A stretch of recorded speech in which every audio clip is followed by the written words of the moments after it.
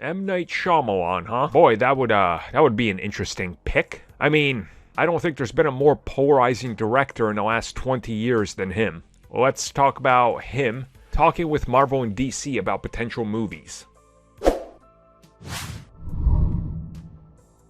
So M. Night Shyamalan, for those of you that might not know who he is or maybe have heard of him but haven't really seen much of his stuff, most recently he did Split and Glass as part of that trilogy with Unbreakable. But other than that, way back when he started some 20 years ago, if not more now, he was literally set up to be the next Steven Spielberg, the next James Cameron. Everybody was all about this guy. He was supposed to be the savior of Hollywood. That's the type of pedestal he was put up on after his first few films. And while most of his films were rather decent, everything pretty much came all the way down to the last few minutes of the film, where it came down to some sort of twist that changed everything, and then everybody started to chase the twist ending. And as Shyamalan continued to make films, his twist endings became dumber, and his films then became dumber,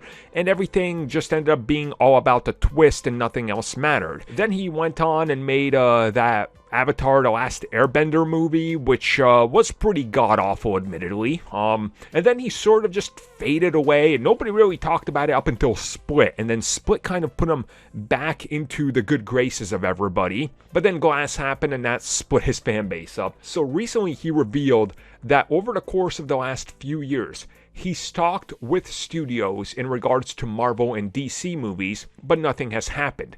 Now, he doesn't reveal what it is, but I'm going to go on a limb and say he's never talked to Marvel Studios with them inviting him. He's probably tried, but I'm going to guess it was probably a Sony project, because they would love a twist on something, to really try to get people talking.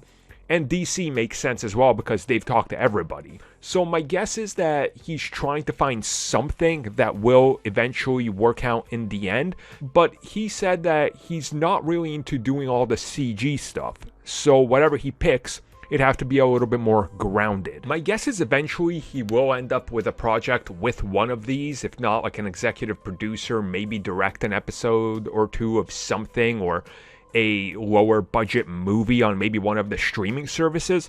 I could honestly see him doing rather well with a DC villain. I think there would be something there he could really tap into and explore that's not overly CG heavy. But again, Shyamalan at his best in modern times is somebody that's monitored, and you don't let him get too whimsy and, into his own head.